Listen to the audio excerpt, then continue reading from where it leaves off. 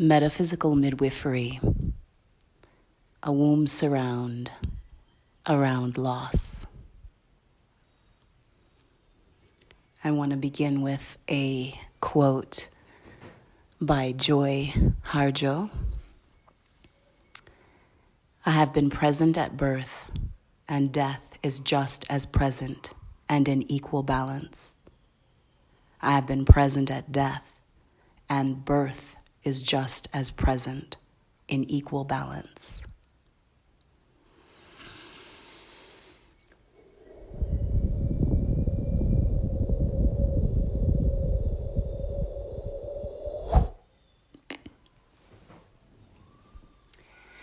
So I feel like I've had this conversation many times, and attempts to describe metaphysical midwifery, spiritual midwifery. And I've done that in different circles and to different groups, midwives, student midwives, and doulas, and clients. And in this now moment, I'm being called to speak a little bit further and share with the collective and ones that have come into my field and have different aspects that are needing to be brought to attention. So I will do my best to bring through the stories and energies that want to come through in this now moment. So specifically, metaphysical midwifery, and that's actually a beautiful. When I accidentally said medical, there is so much beyond the beyond that takes place within a person's energy field and their surroundings, extensions. There is so much magic. And when I use the word magic, I am simply speaking of what is natural law, what is divine order. So if you've got something in your head, it's order. Magic and synchronicity and kind of being able to connect all of the different dots and the weaving, the oneness that comes through with pregnancy and loss in all its forms is magic. And for me, one of my favorite expressions is to be able to not only translate the energies, but also to connect some of those dots. And the magic that comes through is seeing that there is a beautiful weaving that takes place between mother and child, between ancestors and families, between the child, say, that's coming in, and so whether they are actually in the womb or they are just orbiting, because for me personally, and again, in all of my storytelling, I do weave pieces of my own personal experience. And I know for a fact that my son, before he came into my womb, he was orbiting in my field for many, many, many years. He was an ancestor, spirit guide, an energy that I was very, very comfortable with and received clear communication from throughout my life. And then at the stage and place when he chose to come into union with me and to come through and literally wanted to come earthside, it really catapulted me into a whole other journey. And magic doesn't even contain it in any way. It's a journey that was many lands. I spent my entire pregnancy in countries, in places that my soul and his soul were calling us to be. And Our communication was stellar, was on point, in ways of direction, in ways for myself, things that needed to move through my energy field, people that I was connecting to in Ghana, in Ethiopia, South Africa, Indonesia, all of the sangomas and ones that came into my field were a part of the journey, were connected to birth. And at the same time, I was well aware, and this was specifically in South Africa with Gogo Sizwe. I had got to apprentice and live with her in Soweto.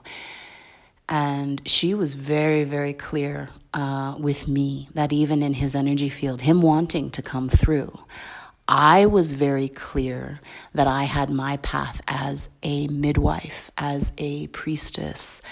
And so in being able to connect and really soul link me in these other realms, I was able to connect with him in a way that we could have this discussion about what some of the logistics would be, or what some of the reality would be if I brought him earthside. And the reason I'm bringing this up too is because I know people have different ideas and maybe different preconceptions or judgments connected to birth and miscarriage and abortion, and topics that can be kind of fiery in the sense that there's somehow this disconnection. Metaphysical midwifery or spiritual midwifery brings it into focus in a way that you're able to see from all sides of an issue. So specifically, and I have told this story before, so I'm sure it's in one of the other podcasts, but it was very, very clear in some of the rituals and things that I was doing, the cleansing, the spiritual baths, and connecting deeper with what the truth of my path would be and what the connection with my son would be. And his energy was very clear that he wanted to come through. Yeah, not just in our partnership in spirit in the ways that we had worked pretty much my whole life. He was clear that he wanted to be born. And he was also very clear that I didn't have to choose, that our life personally was not about either or, it was about both and more, and that we would manifest a way of being and serve in ways that would be win-win. Yeah, and that was definitely the case. But him orbiting in my field and being able to receive these direct transmissions from his spirit and to partner with him in the ways that I was partnering with him. And because he was such an amazing ancestor and spirit guide from like childhood, and I will say beyond, that's the metaphysical aspect. Spirit is eternal, so it continues and it continues and it takes many different forms.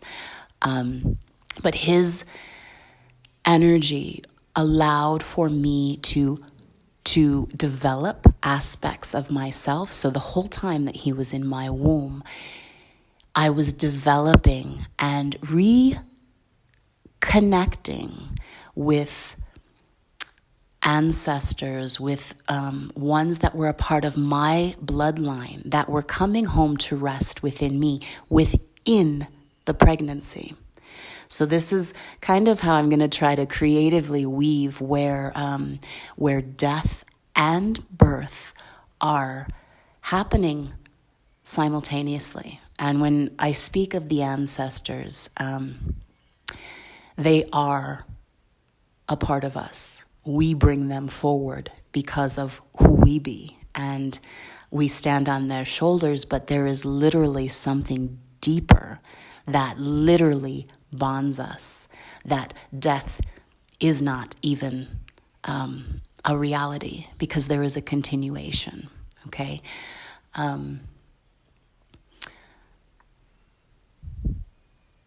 So I want to speak a little bit more about ones who are pregnant or have recently lost a child, through miscarriage, some of the ones even choosing in different spaces and places, abortion, the energy and spirit. And if you've worked with me before, you do know that I've been very clear that a human being does not have the power to end a life or to take out a soul in existence. Yeah, spirit, infinite, eternal, continues and continues.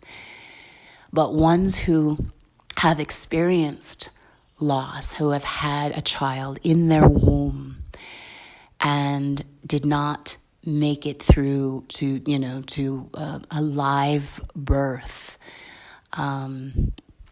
in whatever way, yeah, however that happens, there's really vital messages and conversations that can still be had with that child.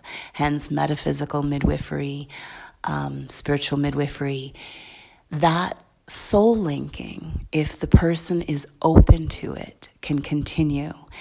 And also, many questions. There's many questions you can ask the child, the spirit that's inhabiting the womb or who has left the womb.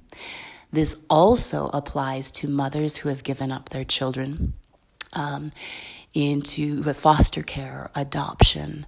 That link does not need to be severed when you understand that that connection and soul linking is infinite.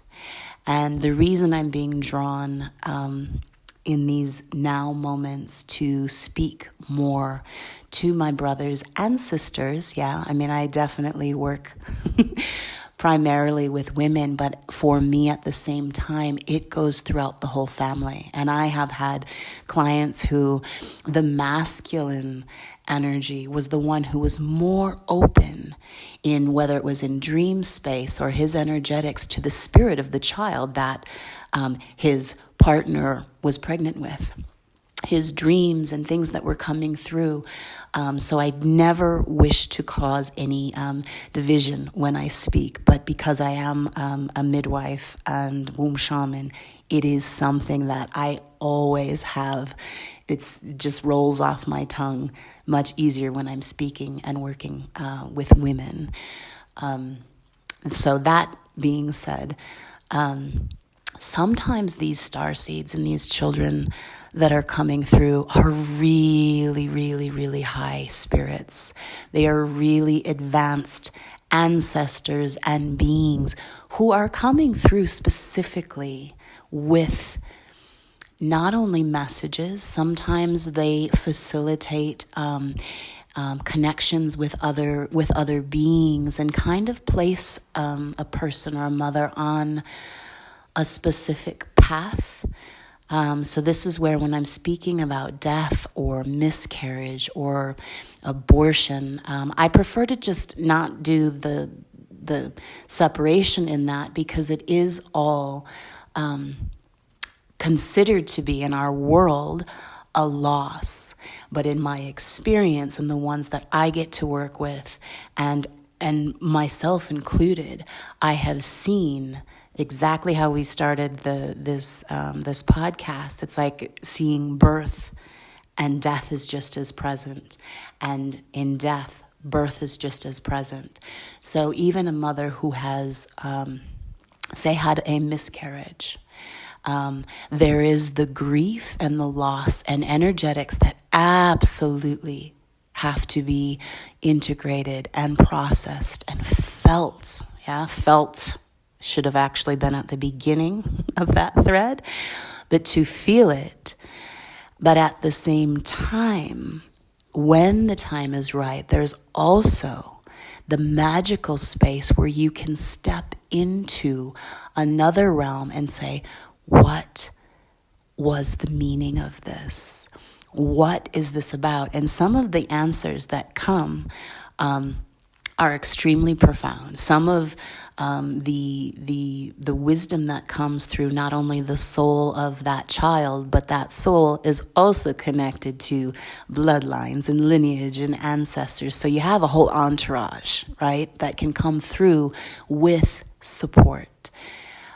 Sometimes these children are very clear from the beginning that they will not complete the pregnancy and that they will not be embodied earthside at that time. And what they do bring in is sometimes some of the clearing. And because sometimes, and I have a podcast on star seeds, new grid kids. If some of the language that I'm using is not familiar, you might want to check that out. But sometimes the spirit being that they are, and the work that they have to do on this planet, if they were to come earthside, there are specific things that need to be in place. And I know a lot of times people think about, okay, well, is it housing? Is it financial? Is it all of these things? Sometimes they come in for brief periods of time to help integrate and clear some of the ancestral wounding, to clear some of the things that if they were to come earthside and to be embodied, they're not here to do that kind of work. They're not here to do that kind of clearing. Yeah. So they will bring it through the womb of the mother, and it becomes very, very real and visceral, and things will start to come up, dreams and different things, even suppressed memories, sometimes even past lifetimes. And so as one could look at it and say, oh, but she miscarried at 3 months or 4 months, and how sad, and here's that. And it's true, I get it, and I am never dismissing that. Right? I speak to, for, and from the one that I am.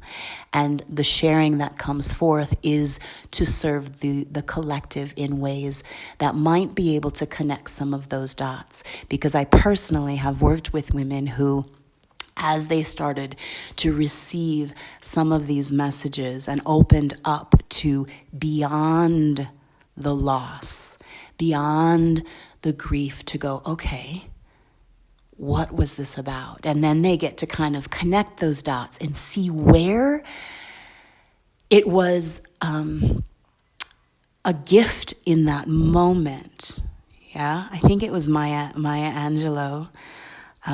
Forgive me if I'm wrong, because there's always all kinds of ancestors and ones that pop in, but that, even in the midst of like your worst hell, your worst experience, say thank you.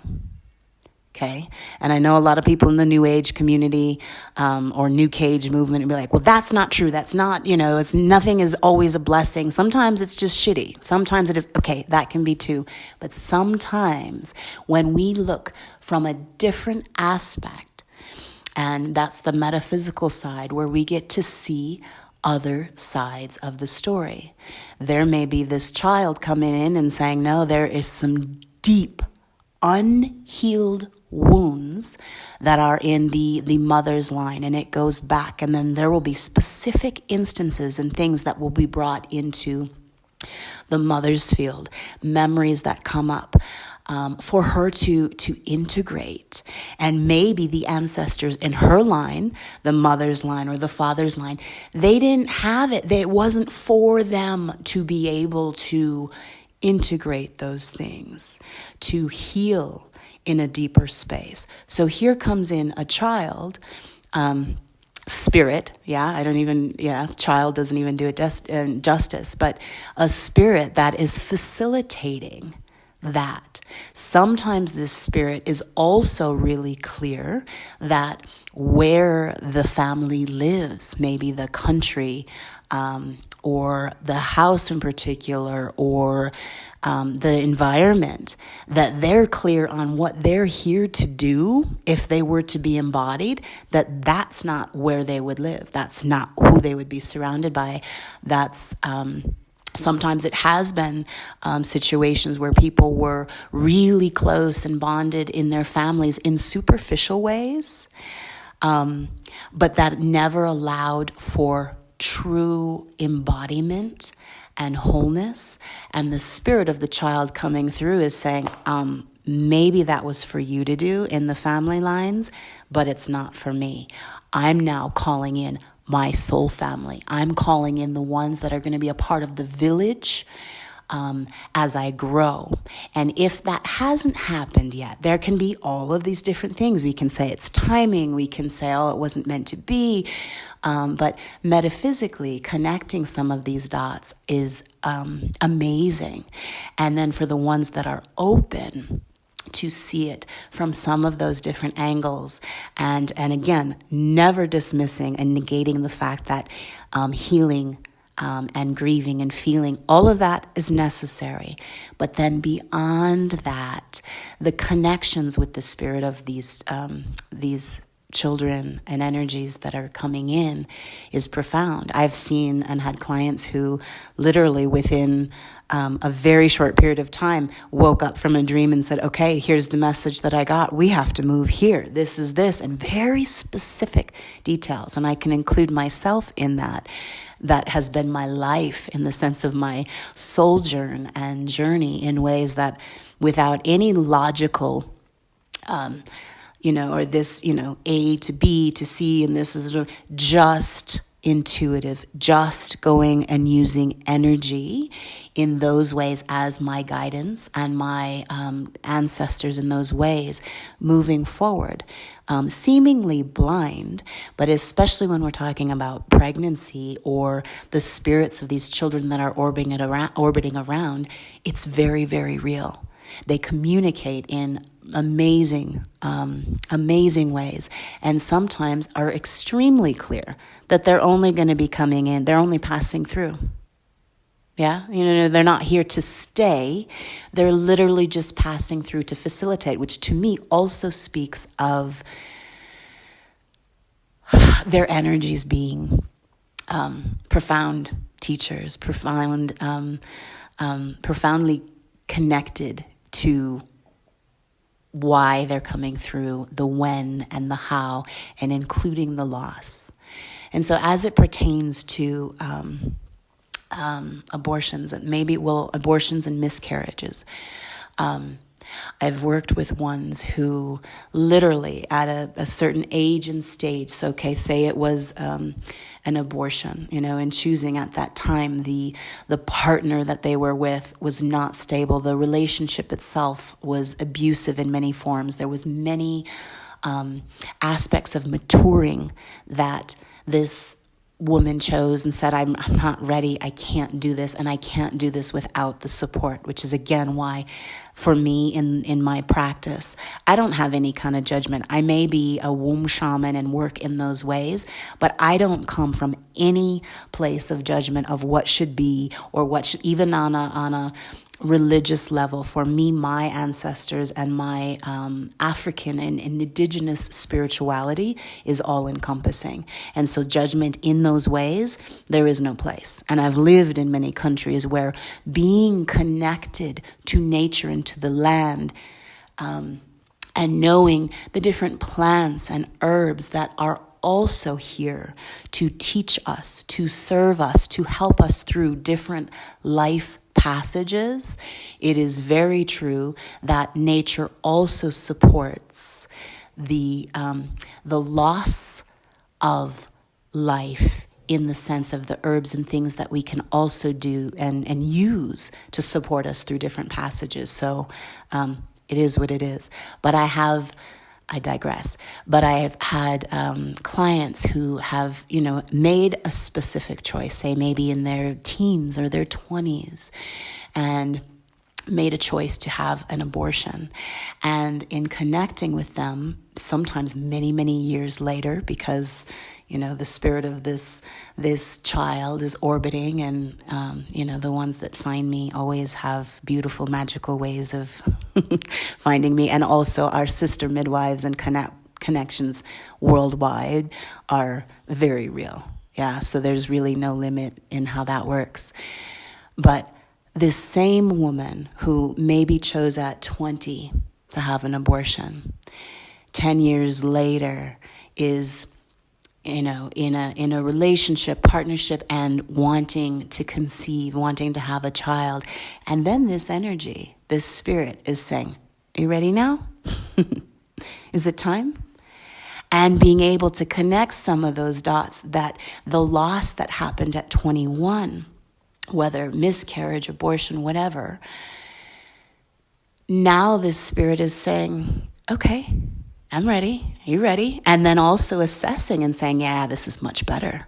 This is much better. The life that we would have had this woman chosen to have this child at 21, with her current level of understanding and options and all of those things, would have been a whole different reality. So it is still to me, a source of like eternal life, of this spirit saying, time-wise, sometimes they're choosing their timelines.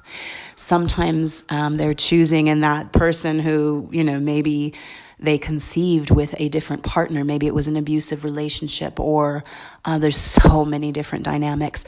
It could have also been, I've worked with ones who literally, their birthing of creation, some of the things in their work, their creativity, their art and gifts to the world, they would have not been able to do both at the same time. They would have had to choose.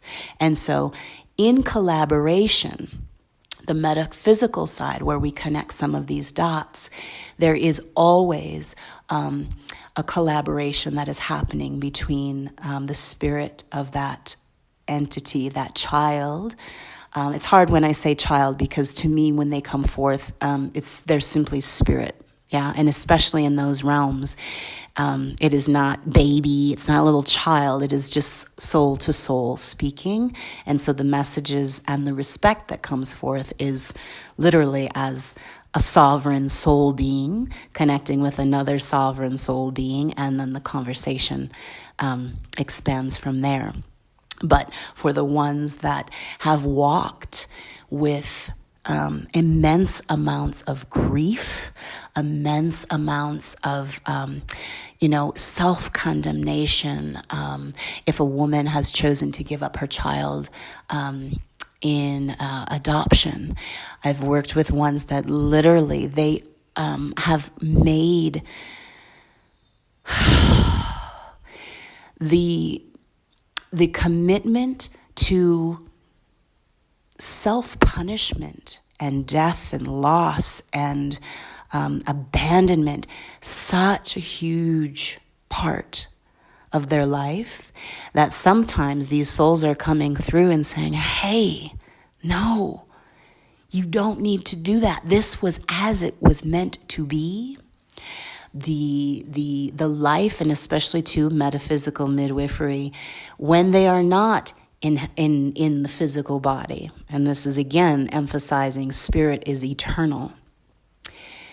They're not just like hanging out, like they have things to do. They are still serving in just different frequencies. I liken it to like a radio station, right? They're just on a different frequency, but their energy is alive and well. And I'm sure you understand, and you've experienced this with ones who have passed from this world beyond, children, that ancestors and the ones and how they come through, they're still alive and well. They're still present. They're just operating and on a different frequency. So I do think that some of the and it's happening more and more, and this is why I've been felt called to speak a little bit more about some of these metaphysical connections and loss in particular, and that there is a way to connect. There is a way, even if you've given up your child or you lost a child, that you can connect with that child beyond the grief. Because the conversations that will come through, once you go beyond the grief, once you've felt it and integrated it and it's moved through, however long that takes, the quality and the conversations and the messages that you will receive, and a confirmation of knowing that you are constantly linked to this spirit, becomes almost like this rebirth. I've had clients who even miscarried, or what would be, considered a stillbirth, and carried the child to term, and really chose, on their own, that they wanted to go through the birth, that they were connecting, because again, connecting some of these dots metaphysically, and the empowerment that came from some of the ones. I'm just presenting that there's also, there can be another side to the story. And again, in my world and in the ones that I get to walk with, whether it's throughout a pregnancy or throughout, some life passage, which can also include miscarriage and giving up a child or abortion. It can include many, many things. But it almost opens up these gates and opens up not only a deepening of the conversation with themselves, but with spirit, with their ancestors. And I've seen and walked with women who have had amazing, empowering experiences that were equally connected to death, because they delivered a child who was not living. Yeah, they physically gave birth.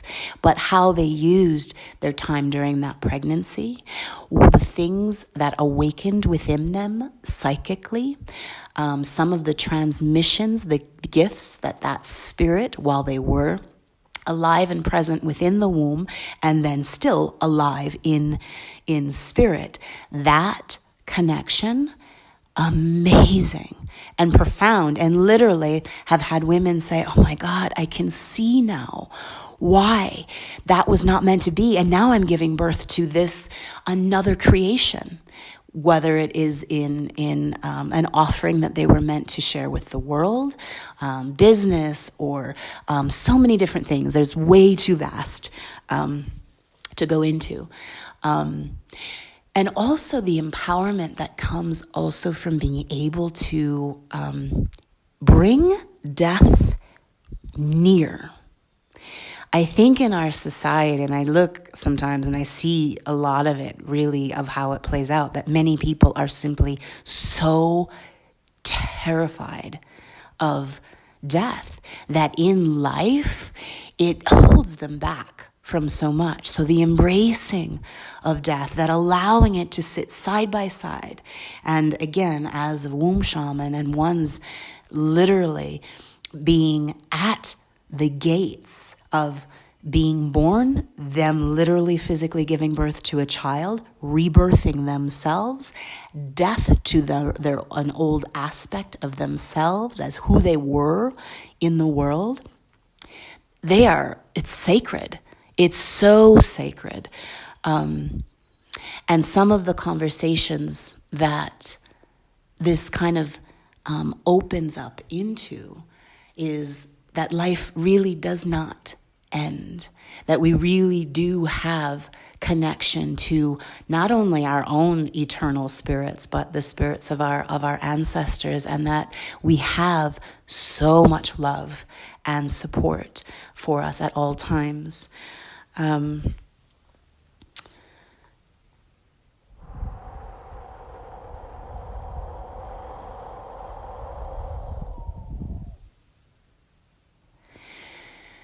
So right now my sister, Lisa, is coming in, and she wants me to speak a little bit about the piece literally with death. So going beyond, let's kind of fast forward, and end of life at whatever age. My sister was in her mid-40s at the time that she left her physical body. And it was one of the reasons, she was one of the reasons that brought me back, my son and I, back from Indonesia after the first 4 years. I literally, after being so immersed in the SoulJourner and travels and birth, a lot of birth, and also a lot of death in different ways.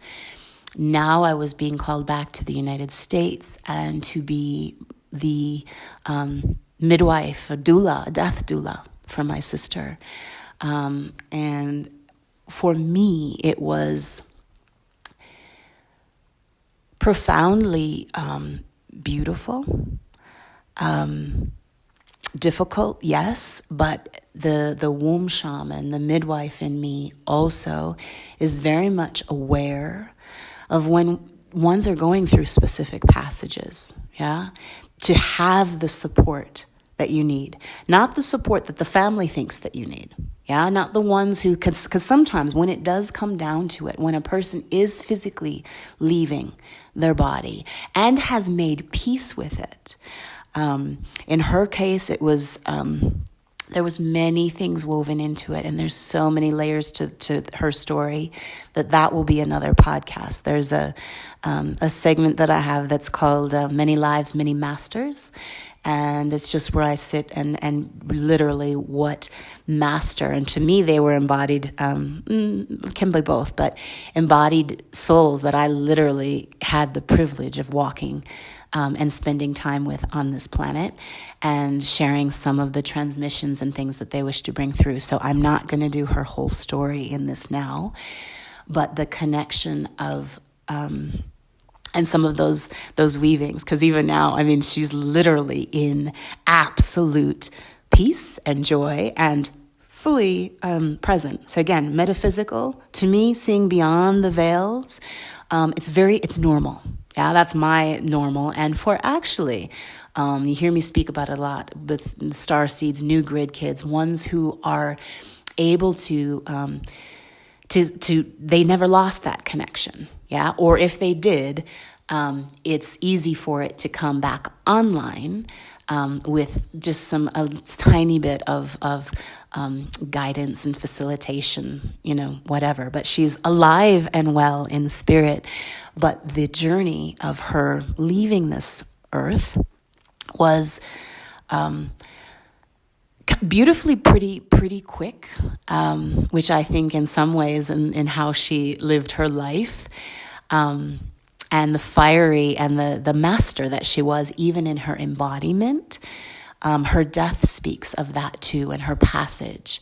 And ironically as well, because we lived in different, obviously I wasn't even in the United States for quite a long time. And then just, different states within there. But as she was at the end of her cancer treatment, she moved to Zion, Illinois, the cancer treatment center there, which was for me easy to be able to get to. Yeah, Chicago, Illinois, or Zion. Yeah, it was easy for me to come and to be of service as her sister and as her midwife. And her passage, especially in the sense, I have my nephews and, her husband also had different aspects. He was coming from a different place with wanting to work with the teams. Like, there's still a possibility.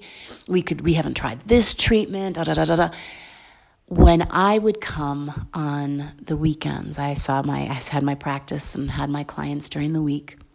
And I would go, Thursday, Friday, Saturday, Sunday, and I would come back on Monday. And at the time, my mom was huge support for me in keeping my son, so I could just purely be present with her. But her energetic field, as she was recounting the things that she had learned and her acceptance of death, she was really clear that especially when we kind of made these transitions, when I would arrive, she's like, it's like her whole spirit and energy relaxed, because in so many ways, not only with her sons and kind of the caretaker that she was in life, and including her husband, she was doing so much work to kind of make them feel better about her death, to appear to be in better spirits when I knew, and I personally could come in and I could see she's in a lot of pain, but she was still putting out a lot of energy. So my time and my ability to walk with her through this process was then literally whatever she wanted. I wasn't trying to make it any different, the moments to be any different, the stories that she was retelling. I wasn't reframing them. I wasn't having her look on the bright side. If in that moment, she wasn't trying to fucking look on the bright side. Like she was allowed to fully inhabit her body in those last days and stages. And including, and this is just a funny little piece between her and I mean, here's all the doctors and here's all the energies, and nurses, and you're not allowed to have this. You can't have any sugar. You can't have this. I literally had many runs as her dealer. And dealer, what was her drug of choice in the end, which was she had so much satisfaction of literally me going to the store and coming back with the most sugary, I think it was Jiffy or Skippy. I don't remember, but it was not like real peanut butter. It's like the sugar, glorious kind of peanut butter that she wanted, and a Pepsi. And those were like these luxuries. And I think even at that stage of the game too, a lot of the nurses and doctors didn't even care, but I think the childlike side of herself, I mean, she would literally, if the doctor or nurse came in, she would hide the Coke, or hide the peanut butter, which we all can relate to that aspect as well, that just as much as she was leaving her body and choosing and accepting that stage 4 cancer, and that she was not interested in fighting anymore, she was not interested in doing any more treatments, that the luxury of having, especially when her appetite and those kinds of things weren't there, of having peanut butter and her Coke or Pepsi was amazing. And again, I'm speaking to these pieces as well, and with a smile on my face, because the joy of being present for not only birth, but also death, and to be able to honor the energies and spirits, the life of this person. And again, the biggest thing with that, I think, is not what you think that they would want, or whatever, but of literally asking them, and being present for all of those things, I think is a gift. And so for me to, even in my reflections, and now again, when I say about grief, I did not dismiss any of those things. I do have an ability to compartmentalize, in the sense of some of my work as a womb shaman and different things. I'm one that I can be in a situation that is extremely intense, and I can keep my focus. I can keep the energetics. I can work with the energies in the ways that I need to work with them. But even myself included, I am one that I absolutely have to then give myself the space to grieve, to feel the emotions that I need to feel. But when I am showing up for my work, I literally have an ability to step outside of any of those things and just work with the energy as it's presented. Just show up for the people that I'm serving. And in that does allow for different amounts of clarity, different amounts of presence.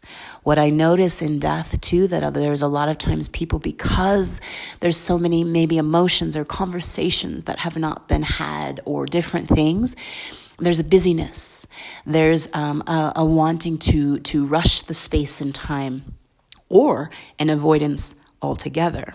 Yeah, and that's also, I'm not judging it. It is what it is. And that's why I think even as it pertains to death, or ones that you choose to surround yourself as a support system, it is really important. It has nothing to do with like, oh, does she love this person more? This.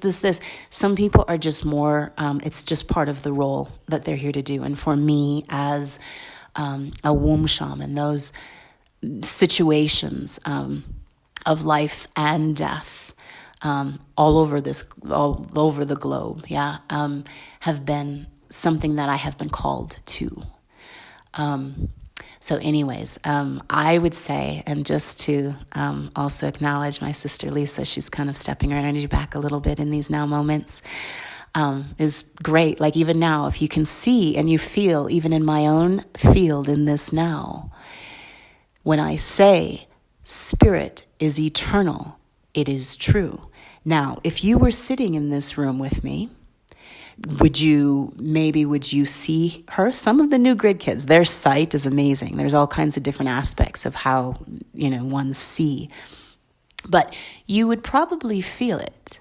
You would probably feel her. You would feel the energy. You could also feel, and hopefully you feel it, the transmission of presence that also comes through my voice.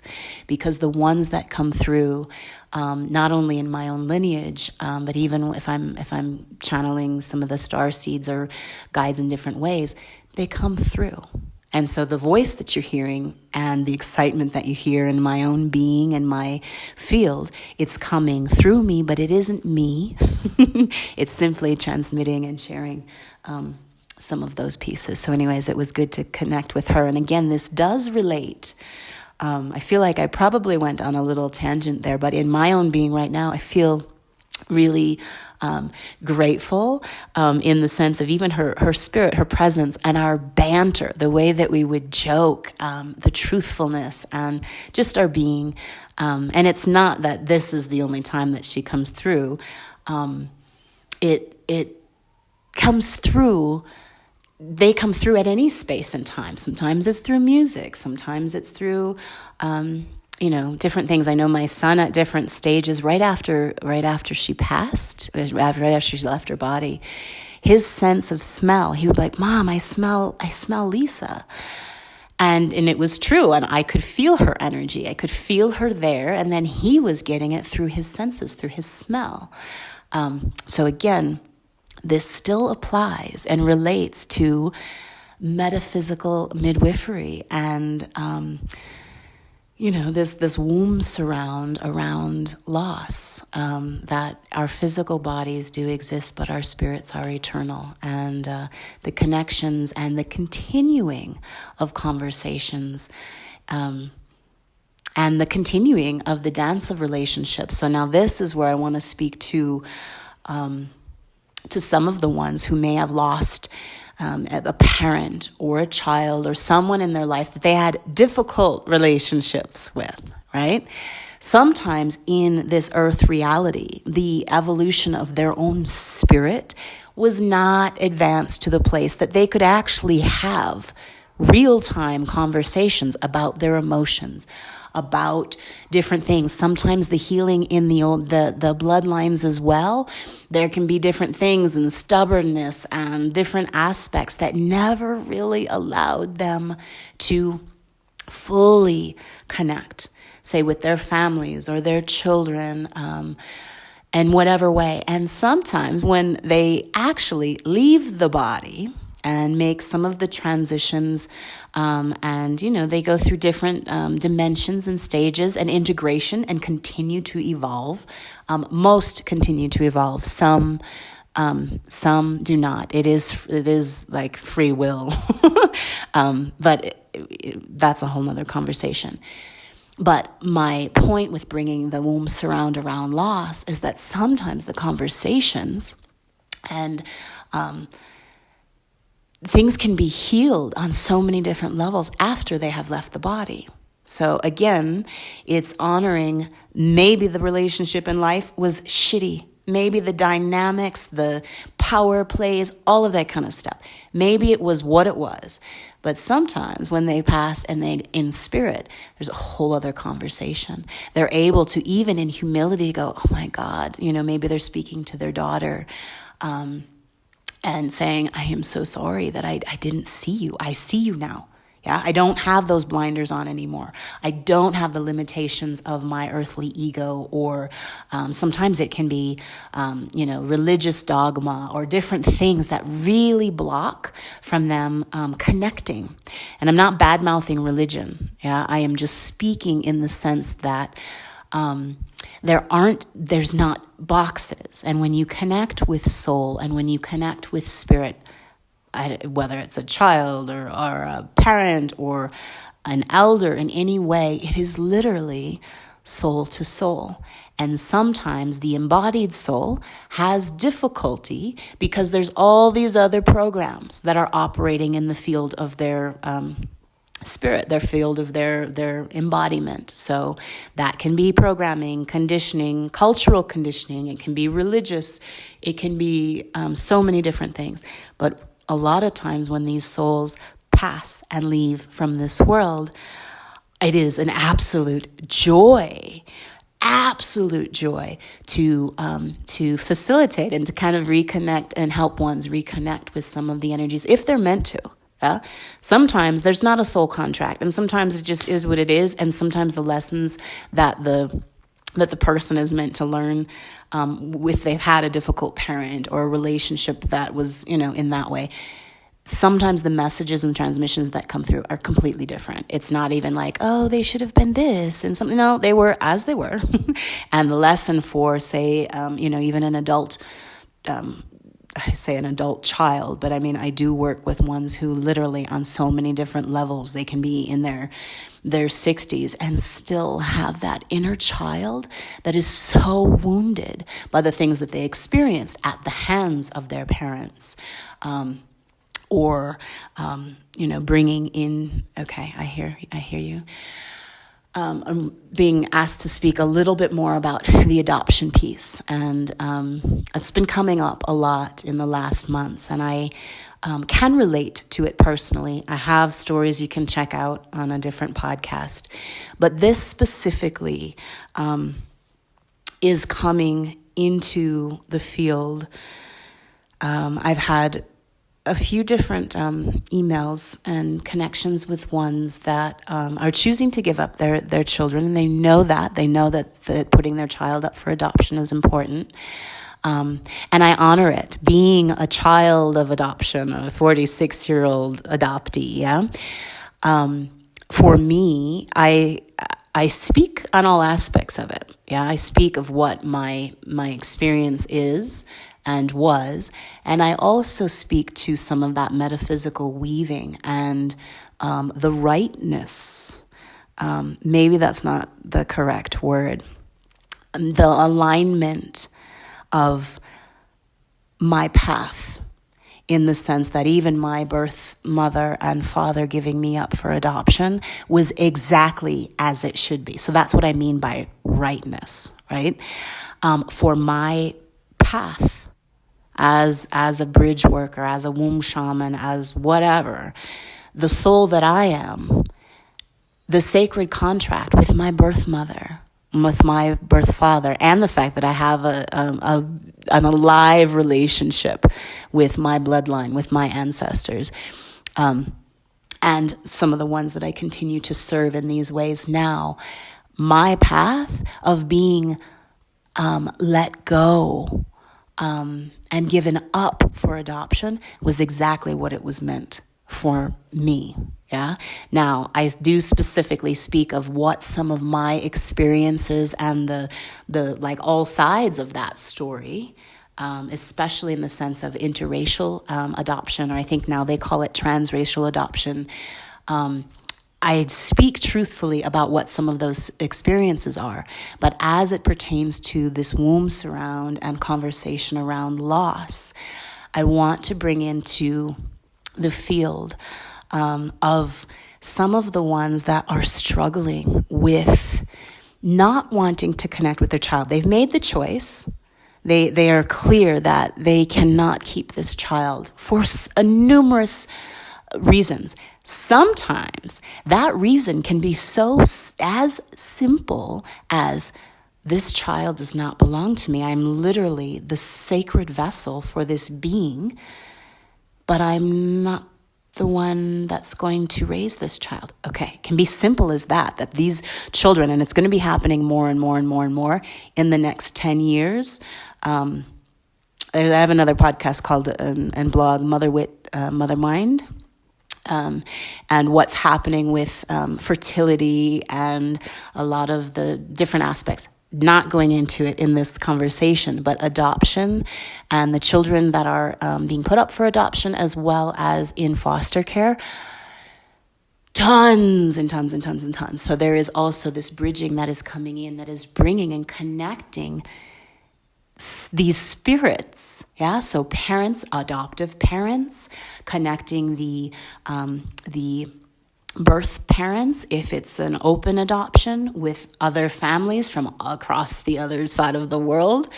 All of these things. It's going to be more and more and more. And I'm already experiencing, even within my own clients, the levels of infertility, which again, in the podcast Mother Wit Warrior Mind, there's reasons and there's root causes for all of it, but it is what it is. In these now moments, adoption, and in the next 10 years is going to continue, and fertility is going to continue to increase.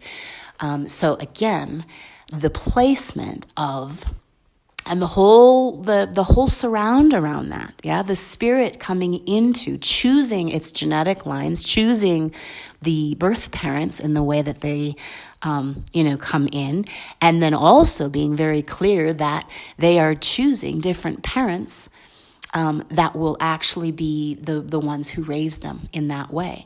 But the connection, and this is where I love connecting these dots.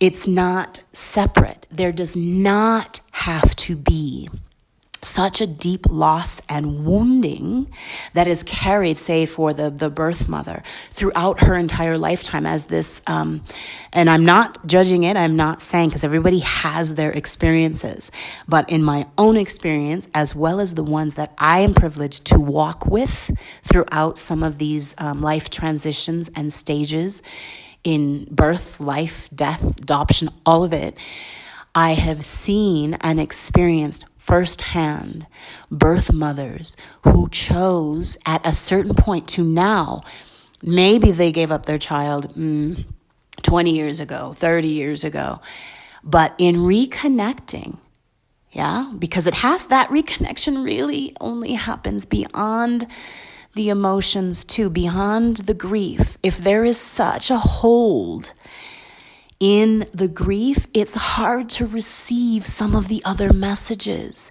It's hard to receive that you and this child that was in your womb are dreaming together. You have spaces and places where that connection is so real, even if you have never met them in the physical. Even if there was not a reunion and the child coming to search for you, that doesn't even matter. That soul link and connection is already there, and it's already alive and well, and can be, if those parties are open. And I've seen it, and I really, really love all of the different aspects, including death, including what one would perceive as abandonment and loss and giving up a child. Some of the ways that I get to work with ones, I see other sides of the coin. I see more to the picture. And so the reason I'm bringing this into the WombSurround around loss is just recently a woman who has chosen, she's giving her child up for adoption, but she's really struggling with whether or not she wants to connect. Like, does she even want to hold the baby once the birth is coming? She's getting closer to the birth.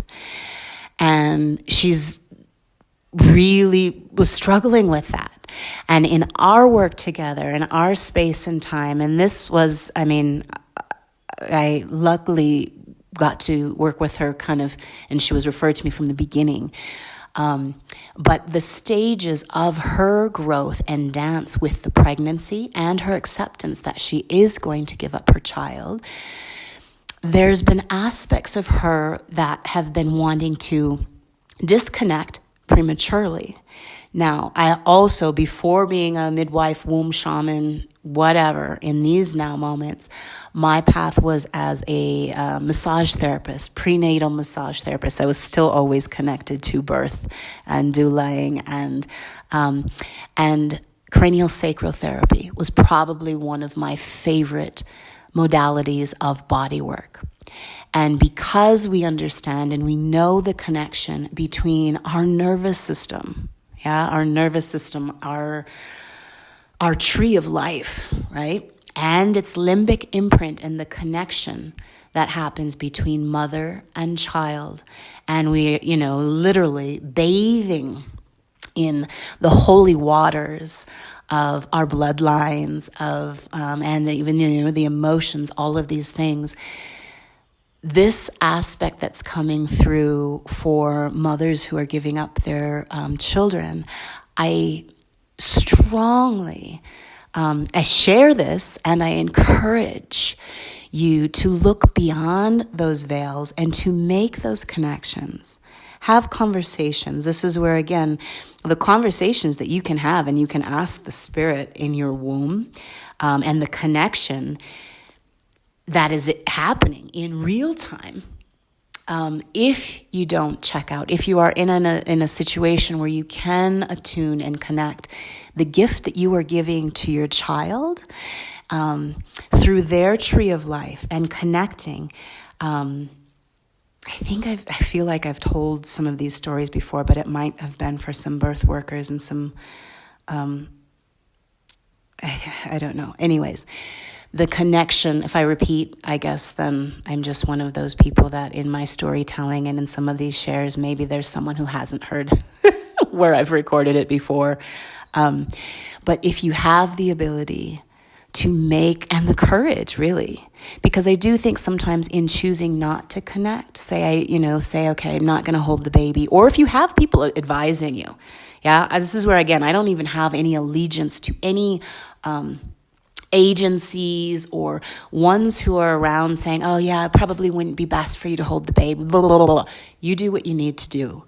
But I'm saying there is another aspect that you can have the courage to connect and know that grief, especially in the connection that you make with the child within your womb, that you know that connection is eternal and it can continue even if you are not, in a relationship with that child, or if it's a closed adoption. I don't know how things work in these days. But those connections, and because I am one that can speak directly for it, that my ancestry, my connection with my birth mother, my father, and my lineage, since I was a child, since I was very, very, very young, remember their energies and their presence.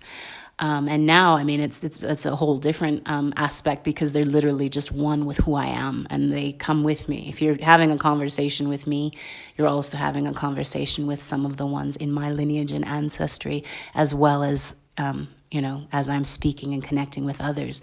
I'm not just speaking to the one that's sitting in front of me. I'm also listening to some of the ones that are coming through with their messages. So for birth mothers who are choosing to give up their children, I do encourage you to explore for yourself if it's beyond the grief, because sometimes I understand it's a protecting of the heart. Sometimes I think ones say, okay, well, if I don't even connect with this pregnancy, I'll just pretend that I'm not pregnant, which the mind is very powerful. You can actually go through the entire pregnancy and really be disconnected from the spirit and energy within your womb. Now, metaphysically and also physically, that child is also already doing what they're doing in your being, so you can bypass it somewhat. But the connection, if you can make that connection, and even in the first moments, when you birth the child, because that they've been swimming in your waters, if you have it in you, because I'm not here to tell anybody what to do, right? But if you have it in you and you have that ability to connect skin to skin, bond in the ways that you can, even for a short amount of time, and communicate soul to soul, I promise you that gift in the first 20 minutes after birth, the first hour, the first few days, and again, parents who are giving up their children for adoption, you have the ability as a sovereign being to say what you wish to do in those first hours after birth. You need not be bullied and kind of manipulated in different ways by whether it's, adoption agents or, even if you're doing because again, surrogacy, I work with on many different levels, but you have the ability to make those lasting imprints, even if they are for 10 minutes. And then again, it is loss, because absolutely you're handing your child over, but at the same time, I'm reminding you that your connection, their connection to you, to your lineage, and whatever, future holds, that's a different story. But the connection of what's happening while they're in the womb, and that connection, those conversations, all of your emotions, real time, they are soul. They're not a baby. They are soul, and they understand you, and they can hear you. And if you are able to make those connections and honor yourself as the sacred vessel that is carrying this child and giving them the gift of life, because I know a lot of people say it in the adoption communities, and here it's such a gift, and da-da-da-da-da. I know there's all these other emotions and things attached to it, but it is true. And the gift, even for yourself, because I've also worked with ones who have such regret that they wanted to hold their child. And maybe the ones who were, I don't know what the terms are. They're the adoption agency or the people, like they have all of these other guidelines and things. And they're like, no, it's best if you don't. Or the parents, because they have a relationship with the parents who are going to adopt the child. There's an aspect of wanting to please the parents and prove that I won't change my mind and that it kind of clutters the field. And I'm just reminding you, you can unclutter that field and reconnect in the sense of the child and the spirit that's in your womb. And if you feel to connect and you want to hold your child, and whether it's an hour, one day, or you say, you know what, give me 3 days. Because some people say they won't do those things because then they're afraid they won't let go. I, for one, am one who as a result, I think, a direct result of my birth mother having this connection with me the whole time I was in her womb, as well as the first 3 days in the hospital. I have complete memory of being held, being loved, the conversations and the tears that she was having with me. Those obviously, they came later through other work that I do and regressions and trance and different things. They came later, but it speaks to why, even for me, that loss I didn't necessarily feel, because my mother is one with me, my birth mother, And maybe I happen to be one of those adoptees who, because of that, because of my connection with my birth mother and lineage in spirit, I have not met her in this lifetime. I haven't been called to. My energy and path has brought me to many mamas. I am not a motherless child. I have so many mamas in so many different lands and countries, and ones that literally, my path was also to say, don't limit yourself to just, it's my birth mother, and then here's this loss, and here's something. The amount of mothers and energies that have been brought into my field all over this world has been immense. So I've never felt lacking in including what could be perceived, was just having this conversation with an adoptive parent, a mother, recently, the perceived loss of them not having, her child not having her birth parent, isn't always necessarily true. And I, for one, am one that speaks to that, because I have always felt that connection. And that, to me, speaks of the energy. And my mom is also, my birth mother is very much like me. I can relate in spirit to who she is as a woman and as a being, and the power of her transmissions and her healing arts and her energy. So what was being transmitted to me through being in her womb and, in her heart, and her communication, her direct communication with me, as well as her holding me in the hospital and the time that we spent, even brief, it really served as the foundation for what has been my entire life. Now, I understand that every adoptee has different experiences in that way. So I'm simply sharing what has been my own experience as well as some of the ones that I work with. And speaking specifically, most recently, this mother was really like on the line. She's like, I feel like if I hold this child and I connect in these ways, then I won't be able to let go. And again, there's the prospective parents and the ones that are around that are also flooding the field with a lot of those emotions and fears as well, which again, honoring them all, but understanding that the mother also has to make, beyond all the emotions she's feeling from everyone else and expectations, make the decision that's best for you. And if you know for yourself that, no, I cannot afford to connect energetically with the spirit that's in my womb, and I cannot afford to connect and hold them even, for minutes in the hospital, okay. I'm still saying, and the topic, let's go back to metaphysical midwifery and this WombSurround around loss. I'm saying that it's also not the end, because again, some of the ones that I'm having the privilege of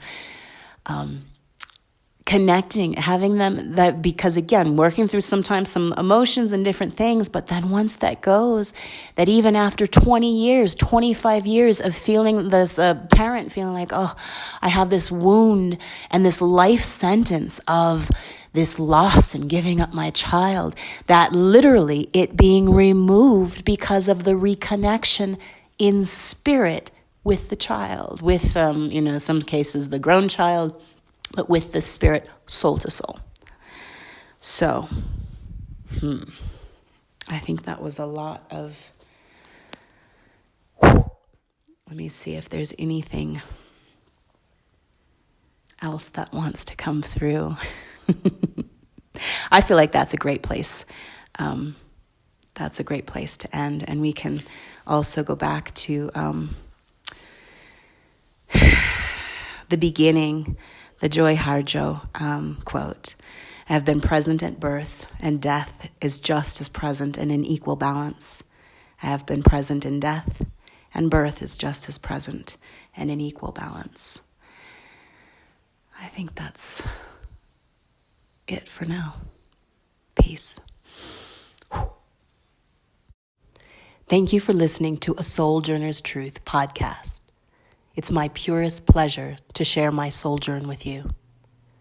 To learn more about the services and the offerings I share with our global community, please visit asouljournerstruth.me.